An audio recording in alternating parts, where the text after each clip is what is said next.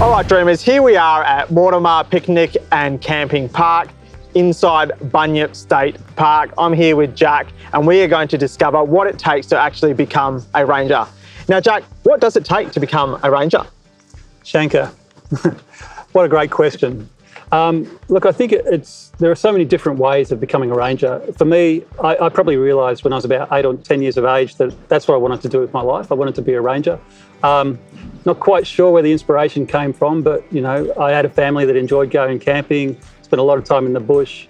I was also in scouting for many years as well, and so did a lot of hiking, road gaining, abseiling, canoeing, and the like, and just really tuned into the environment in a big way. So for me, when I got out of high school, I got a summer position here with Parks, and basically spent 3 months working as a seasonal ranger, summer ranger. And then after that, I went back to study and found that I just couldn't get into it. So, after a while, I realised after doing some other jobs, after leaving school, I thought, well, I want to be a park ranger. So I just started knocking on the door until I finally got a job as a construction and maintenance worker. And then that started me on a career path with ranger being that goal, I guess. And so I had to do a lot of work around that to train myself, pick up new skills. I also continued to volunteer with community groups, and I also went back to study. And so I did various courses in supervision and bushland management and bush regeneration. And then I also did an associate diploma in resource management, which I think was the key for me, was to get that foundation, as well as what you learn on the job, was to get that foundation in environmental management. And since that time, I've done an incredible amount of training and in various streams of the work I do around the environment or in fire management and the like. But for me, I always had that dream of being a park ranger. And I guess I've had plenty of opportunity in this organisation to follow that dream and go in different directions as well. For other people, it might just be that, they have the passion for the environment, they study environmental sciences at uni, and then, they're wanting a job after that. And that can be very difficult too, because there aren't that many jobs in park management within Australia. But, persistence really helps. Volunteering for other groups, community groups and the like, getting some practical experience is really important, to help build that dream of getting that role.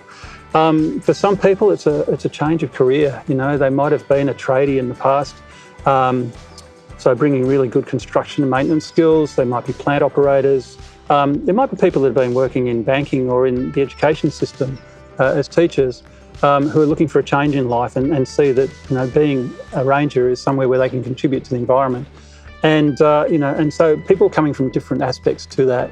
I guess one of the things of doing the job is you've got that desire to be there. You want to be there. You want to be caring for the environment. Very good. Now, are there sort of formal qualifications that you need in order to become a park ranger? Well, it is different for different people as well. I guess, typically you'd be thinking of environmental sciences, studying resource management or focusing on biology or botany or something similar. But it can be a bit more diverse than that too. And so, some people are actually coming from a background in tourism or business management or commercial management or education. And so, that can all be paths to becoming a ranger. I guess it's about having the drive to want to be that person and gaining some of those other skills that you need, the practical skills you need as well about, working in the environment, which is, can be a really fantastic place to be. But as you know, you've got to deal with march flies and other issues like that. Exactly. So, you've got to be able to work in this environment, where not every day is a beautiful sunny day. Yeah. Where it can be very risky at times too, the environment we're in, depending on where we work. And, you add on to that the complexities of being around people. And, I think one of the key things is about the interpersonal skills that people bring into their roles. We have people that are coming from a retail background, right? Bringing really good social skills into the role. Other people have just got very practical skills. They may have worked with an earth-moving company or an environmental services company that controls pest animals or pest plants. And so they're bringing those skills into the role. Okay. Yeah. Are there certain skills that you look for as a park ranger or certain skills that make a great park ranger? Yeah, definitely. Look, and I think in the past we would have been focusing on the actual capabilities of people to do things. So, can you drive a tractor? Right. Can you spray weeds? Can you mow grass? And the like. And I think there's been a big shift over the years to actually look at the whole of person. So, some of the real skills that people need is around communication, interpersonal skills, knowing yourself, having a good set of values, Right. and, being able to demonstrate that you can work respectfully in the workplace. There are things that you can learn along the way. 70% of what we do is or where we gain our education or whatever is through doing. Yeah. And so, for a lot of people, there's a lot of stuff that you can learn when you're on the job. As long as you've got some good foundations and, you've got some people around you to coach and mentor you, you can find your way through some of the other things. Okay. Yeah. Now, you've also mentioned that there are opportunities such as intern programs for university students to come in and, I guess, discover what a day in a life looks like as a park ranger. What are those sort of opportunities that you provide? Yeah, so Parks Victoria more broadly actually has a summer ranger program which operates every year, and that's where university students apply for the opportunity to become a seasonal ranger or summer ranger.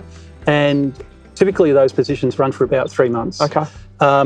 Competition is fierce, and some years there might be up to 2,000 people applying for those positions.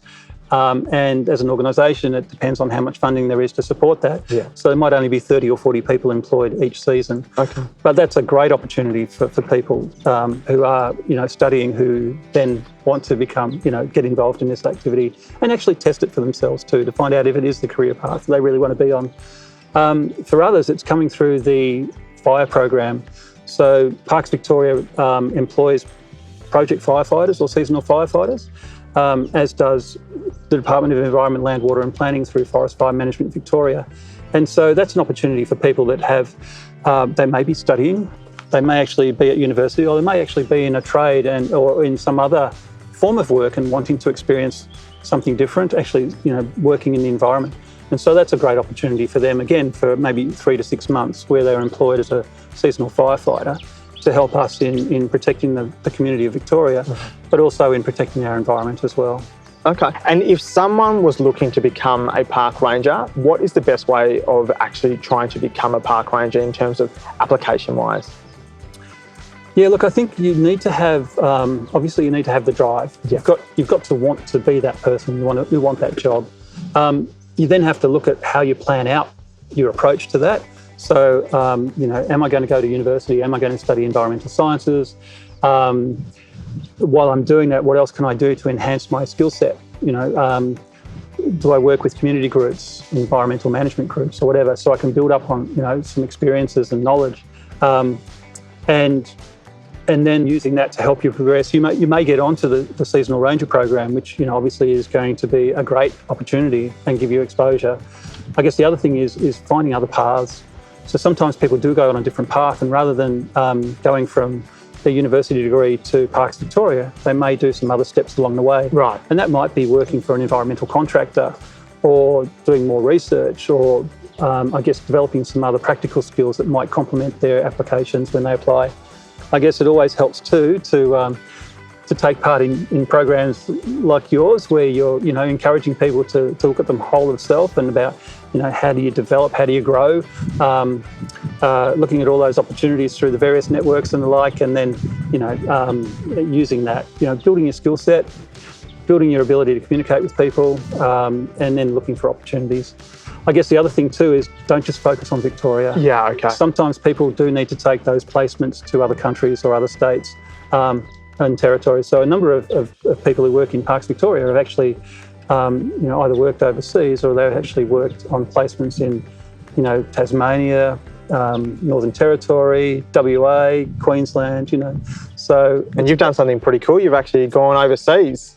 yeah, well, that's true. I mean, about 15 or so years ago, I went across to Canada to work with Parks Canada, a park management agency over there that's responsible for managing these amazing landscapes around Canada. And, I was there for about 12 to 15 months over the 2 summer periods. Right. So going over there in the early spring and coming back in the late fall, just before winter got too cold for this Aussie. But that was a great experience working in a national park over there in central Saskatchewan. Prince Albert National Park, in case anyone wants to go there, it's over 375,000 hectares of amazing wilderness, and it still has some great access for people as well. Okay.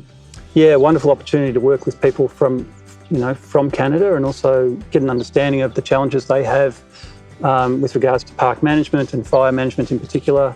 Working with First Nations people, getting exposure to a whole range of things.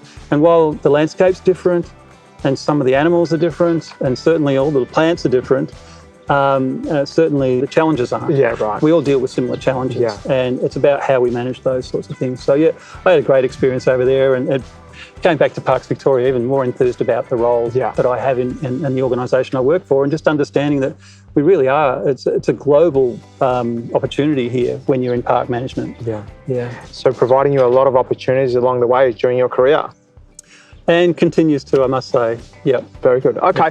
All right, guys. Now, in the next segment, we are going to understand what a day in the life looks like for a park ranger.